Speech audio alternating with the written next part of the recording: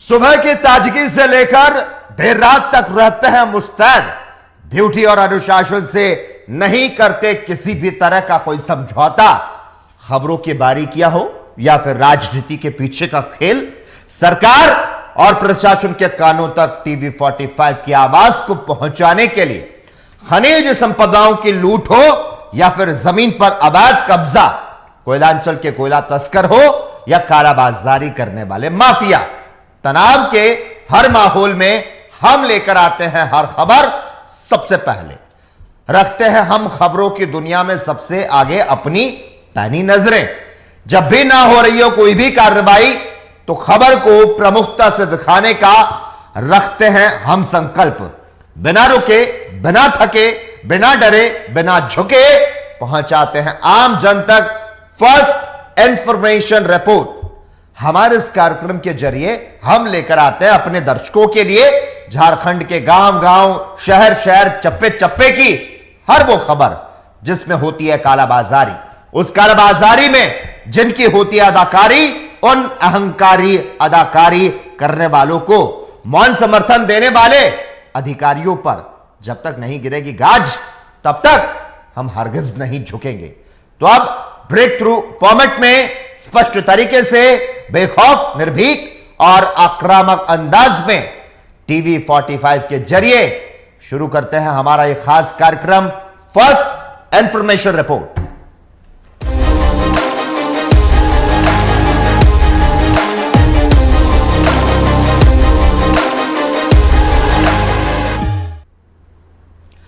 कहा जाता है काली कमाई का हिस्सा सफेद पोशों को भी जाता है।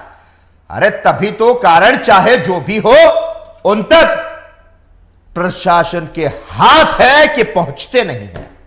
झारखंड में बालू माफिया और सफेद पोशों की मिले भगत का यह नतीजा है कि किसी भी धंधेबाज की संपत्ति की जांच नहीं की जाती। क्यों?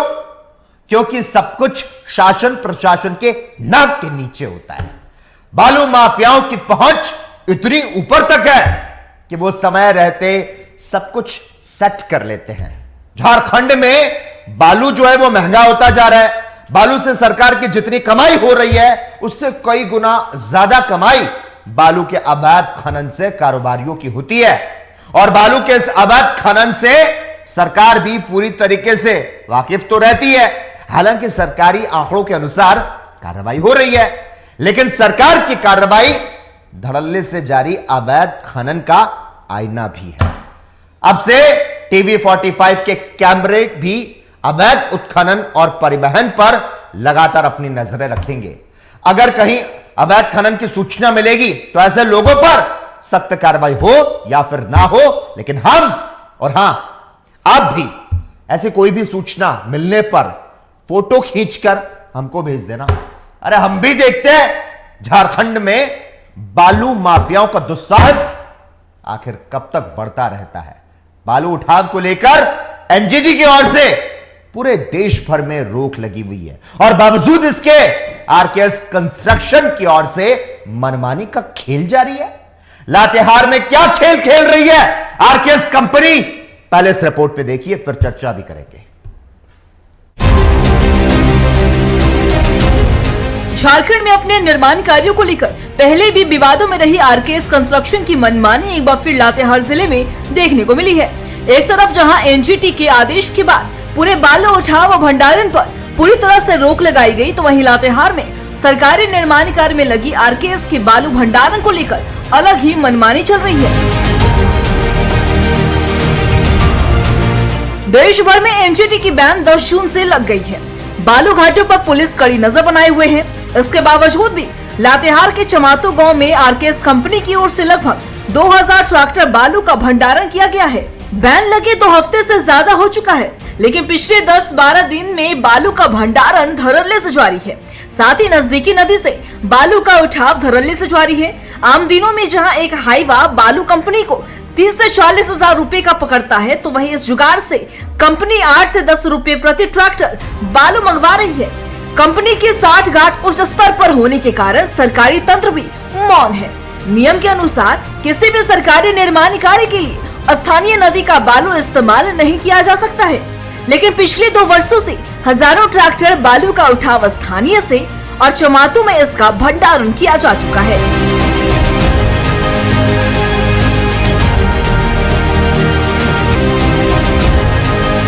आरकेएस कंपनी की ये मनमानी एनजीटी के आदेशों को तार-तार कर रही है। स्थानीय प्रशासन के साथ से 60 गार्ड से कंपनी निर्माण कार्य में लागत का मोटा पैसा बचा रही है। अभी अलग बात है कि इस निर्माण कार्य से स्थानीय जल स्रोत को क्षति पहुंच रही है, लेकिन इससे कंपनी को क्या। लातेहार से टीवी 45 के लिए रुपेश अग्रवाल। इस खबर पर ज्यादा जानकारी देने के लिए इस वक्त हमारे साथ लातेहार से हमारे संवाददाता रुपेश अग्रवाल फोन लाइन पर जुड़ चुके हैं। रुपेश, देखिए, सच्चाई को कौन इनकार कर सकता है कि बालू माफियाओं का संगठन सिंडिकेट चल रहा है। बालू के अरबों के कारोबार में न दल का विभेद और हितों का टकराव, राजनेता, अधिकारी, कारोबारी और अपराधी तत्वों के गठजोड़ से अवैध खनन कब से और कब तक चलता रहेगा। आए दिन इसको लेकर वर्चस्व की लड़ाई, गोलीबारी तक की घटनाओं का जो सिलसिला है वो थमने का नाम नहीं लेता है। और ऐसे में शासन प्रशासन के और पुलिस की हनक पर सवाल पूछना तो लाजमी है, लेकिन ऐसी शर्मनाक घटना की पुनरावृत्ति को रोकना पुलिस के लिए क्या कठिन चुनौती है, और पूरे मामले को आप समझाएं। बिल्कुल लोकेश, आपने सही कहा कि जिस तरह से कंपनी के द्वारा 2000 ट्रैक्टर बालू का स्टॉक किया गया और पूरी तरह से नदी का अस्तित्व संकट में है। बालू, आपको बताते चले कि बालूमा थाना क्षेत्र के चमातू ग्राम में आरकेएस कंपनी के द्वारा निर्माण कराया जा लगभग 600 करोड़ रुपए की लागत जीएम ऑफिस और सीसीएल कर्मी को रहने के लिए क्वार्टर में कंपनी के द्वारा सरकार के नियम को हत्ता बताते हुए बालू का उठाव दिन दहाड़े कर रहे हैं, जबकि 10 जून से 15 अक्टूबर तक नदियों में बालू उठाव पर रोक लगाया गया। उसके बावजूद आरकेएस कंपनी के द्वारा पिछले 10 से 15 दिनों के अंदर ट्रैक्टर और जेसीबी लगाकर लगभग 2000 ट्रैक्टर अवैध रूप से चमातू ग्राम के 2 अलग अलग जगहों पर बालू का भंडारण रखे हुए हैं। कुछ ग्रामीणों से जो जानकारी मिली है, कंपनी को एक हाईवा लीज बालू लाने में लगभग 30 से 40 हजार की लागत आती है, लेकिन कंपनी के द्वारा स्थानीय नदी से बालू उठाव कर मात्र 8 से 10 हजार रुपए में बालू उपलब्ध करा ले रहा है। इस तरह से 15 दिनों के अंदर लगभग 400 हाईवा बालू स्थानीय नदियों से उठाकर स्टॉक कर रखा गया है। अगर देखा जाए तो सिर्फ बालू से ही कंपनी को 15 दिनों के अंदर 1 करोड़ रुपए ज्यादा का बालू गलत रूप से बचत कर लिया गया है। इतना बेहद पैमाने पर बालू उठाव की सूचना जिला प्रशासन को है भी, लेकिन संवेदक में ऊंची पकड़ और अच्छी साठगांठ होने के कारण इस पर कोई कार्रवाई अभी तक नहीं हो रही है। ग्रामीणों ने बताया कि बालू संवेदक द्वारा। रुपेश, आपको रोकना चाहूंगा, इस बीच कंस्ट्रक्शन के जो इंचार्ज है राजीव कुमार, वो भी हमारे साथ फोन लाइन पर जुड़ चुका है। राजीव कुमार जी, बहुत बहुत स्वागत है आपका टीवी 45 में। आवाज मिल पा रही है? हेलो। देखिए, जिस तरह से माफियाओं के सिंडिकेट पर कब्जा है उसको तोड़कर खत्म करने और इसे संरक्षण देने वालों को कड़ी सजा का प्रावधान होना चाहिए। क्या आपको नहीं लगता कि कड़े कानून को बनाने की जो जरूरत है, क्या बालू का अवैध खनन और काला धंधा रोकना सरकार के बूते से बाहर नजर आ रहा है? इसी वजह से शायद इस तरह की खबरें हमें चलानी पड़ रही है।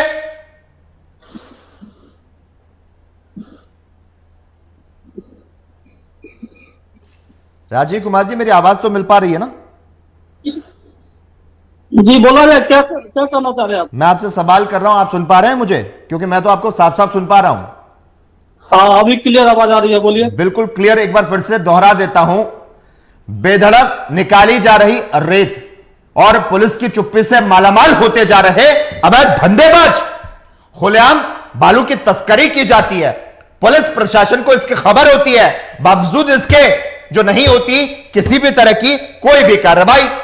पुलिस की चुप्पी के कारण ही नदी से बेधड़क रेत निकाली जाती है। और हां, रात की तो कौन क्या ही कहे साहब, अब तो दिन दहाड़े दिन में बालू निकालते नजर आते हैं। क्या लगता है मेरा पुलिस सब कुछ जानती नहीं है, विभाग को मालूम नहीं है, और फिर भी सख्त कार्रवाई होनी चाहिए नहीं होनी चाहिए? और अवैध धंधेबाजों का मनोबल कब तक ऊंचा उठा रहेगा? मेरे पास कोई बालू नहीं आ रही है। जो भी आया था पहले रॉयल्टी के साथ ही आया था। मेरा विदाउट रॉयल्टी का कोई बालू नहीं आता है। क्या कह रहे हैं, दोबारा से बोलिए। मेरे पास कोई भी अवैध बालू नहीं आ रहा है। जो भी आया था पहले रॉयल्टी के साथ ही आता है। आप कह रहे हैं नहीं आया। हमारे रिपोर्टर लगातार खबर को भेज रहे हैं और उस खबर के जरिए हम हमारे दर्शकों को यह बता भी रहे हैं। आपको फिर से मैं बता देता हूं, निर्माण कार्यों को लेकर पहले भी आरकेएस कंस्ट्रक्शन की मनमानी जो है वो देखने को मिलती रही है। आप खुद ये मान रहे हैं। एक तरफ जहां एनडीजी के आदेश के बाद पूरे बालू उठाव और भंडारण पर रोक लगी है, लातेहार में सरकारी निर्माण के कार्य में लगी आरकेएस की बालू भंडारण को लेकर जो मनमानी की खबरें वो अब भी आ रही है। कोई भी सूचना आ रही है गलत आ रही है। मेरे पास जो भी आता है रॉयल्टी पेपर के साथ आता है। पहले आया है, अभी आ भी नहीं रहा है। अगर मेरे पास एक सीएफटी भी बालू नहीं आ रहा है। जो भी आ रहा है रॉयल्टी पेपर के साथ ही आ रहा है। इस बात को अरे राजीव जी, देश भर में ना एनजीटी की बैन जो है वो 10 जून से लग गई है और आज की तारीख तो आप जानते होंगे। और ये तारीख में आज की जो तस्वीरें है ना वो बेधड़क होकर मैं अपने दर्शकों को स्क्रीन पर दिखा रहा हूं। बालू घाटों पर पुलिस की कड़ी नजर हो या ना हो, टीवी 45 की कड़ी नजर है। मेरे पास एक महीने से कोई बालू नहीं आ रही है जब से बंद हुआ है। लातेहार के चमातू गांव में ही चलती है ना आरकेएस कंपनी, या कहीं और भी चला रहे हैं? लातेहार के चमातू गांव में ही आरकेएस कंपनी है ना? ये तो जवाब दीजिए। लीजिए पहले।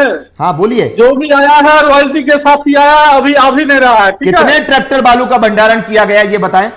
कोई भंडारण नहीं है मेरे पास। जितना बैन लगे कितना वक्त हो चुका है बैन लगे ये बताएं। जो भी है रॉयल्टी कटा हुआ है मेरे आप पास। सब ये तो बताएं, बैन लगे हुए कितना समय हो चुका है? बैन लगे कितना इधर आपको लगता है कितना पहले हुआ है? हमको नहीं जानकारी है इसके बारे में। वही 15 तारीख लगता है शायद हुआ है। बैन लग चुका है, मान रहे हैं ना? पिछले 10 से 12 दिनों की जो लगातार खबरें, रिपोर्ट, तस्वीरें आ रही ना, वही दिखा रहा हूं अपनी स्क्रीन पर कि किस तरह से बालू का भंडारण धड़ल्ले से जारी है। आपको आ रही है धड़ल्ले से बालू का भंडारण जारी है और नजदीकी जो नदी है ना वहां बालू का उठाव हो रहा है धड़ल्ले के साथ। मेरे पास आ ही नहीं रहा तो जबरदस्ती बोल रहे हैं। एक हाईवा बालू कंपनी को 30 से 40 हजार रुपए का पड़ता है और इस जुगाड़ से कंपनी 8 से 10 रुपए प्रति ट्रैक्टर बालू मंगवा रही है। कंपनी की साठगांठ जो है वो उच्च स्तर पर होने के कारण, साहब सब पता है, कंपनी की साठगांठ उसका उच्च स्तर पर होने के बाद और किस तरह से सरकारी तंत्र मौन है, हम उनकी भी बात कर रहे हैं। लेकिन राजीव जी टीवी 45 के बुलंद आवाज बोल रहा है, इस देश का आम नागरिक बोल रहा है। गलत आप बोल रहे हैं, गलत सूचना है। और पहचान बताऊं आपको, और पहचान बताऊं, और आपकी जो पहचान है आरकेएस कंस्ट्रक्शन के साइड इंचार्ज है आप, और आप मना कर रहे हैं ऐसा कुछ भी नहीं हो रहा। अरे ऐसा है, गलत बात आप मत बोले। ये सुन लेना, आरकेएस कंपनी की जो ये मनमानी है ना, एनजीटी के आदेशों को तार तार कर रहे हैं ना, लगातार खबरों को दिखाने से पीछे नहीं हटूंगा। अरे आप खबरों यार गलत दिखा रहे हो, खबर दिखा रहे हो गलत। आप स्थानीय प्रशासन के साथ अगर साठगांठ से कंपनी निर्माण कार्य में लागत का मोटा पैसा इस तरह से बचाते नजर आएंगे और अगर निर्माण कार्य से स्थानीय जल स्रोत को क्षति पहुंचाएंगे तो यह आवाज बुलंद रहेगी, दबेगी नहीं। अरे न्यूज तो कम से कम सही नहीं छपो, आप बोलो। सही न खबर ही तो बता रहा हूं, आप क्यों नहीं सही बोल रहे?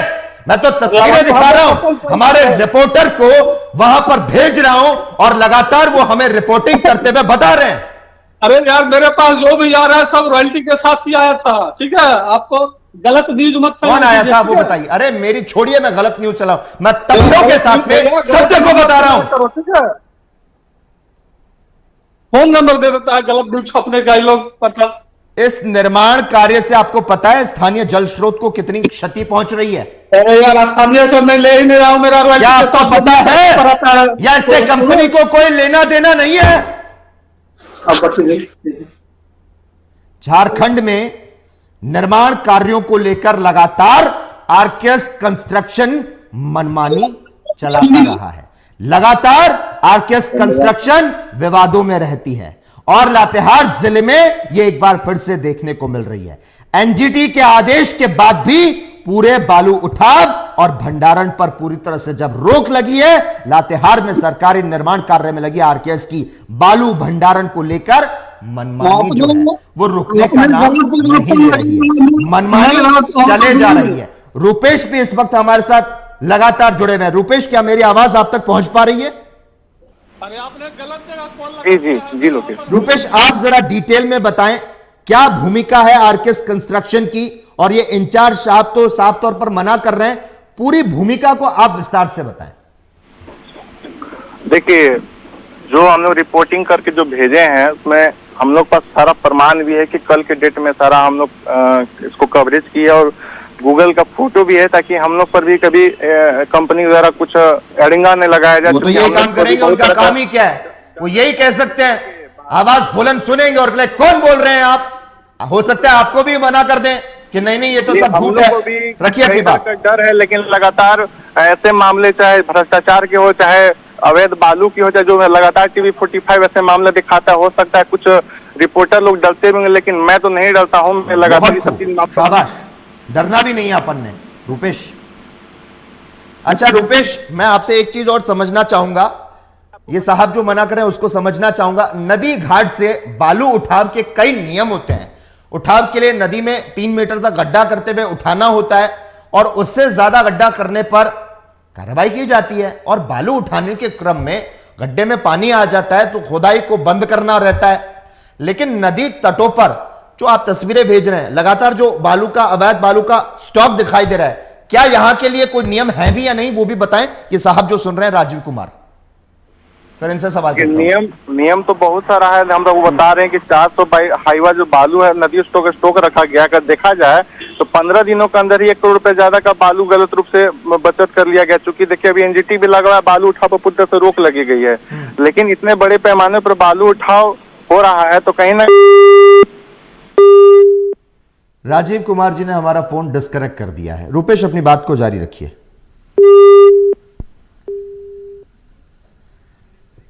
तो आपको बता दें, लगातार इस तरह की शिकायतें सामने आ रही है, और टीवी 45 लगातार अपनी खबरों के माध्यम से यह बता रहा है।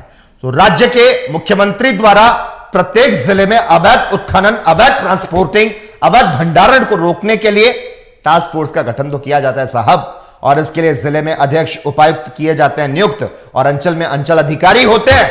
लेकिन बड़ी हैरानी की बात, इन सब के बावजूद खनन विभाग की आंखों में अवैध कारोबारियों के खिलाफ काली पट्टी बंधी रहती है। खनिज नियमावली के अगेंस्ट जाने पर खनन विभाग द्वारा कोई भी कानूनी कार्रवाई जो है वो आखिर क्यों नहीं की जाती, और आखिर कब तक की जाती रहेगी, यह बुलंद आवाज इसी तरह से सवाल उठाता रहेगा। फिलहाल वक्त है एक छोटे से ब्रेक का, जल्द हाजिर होते हैं।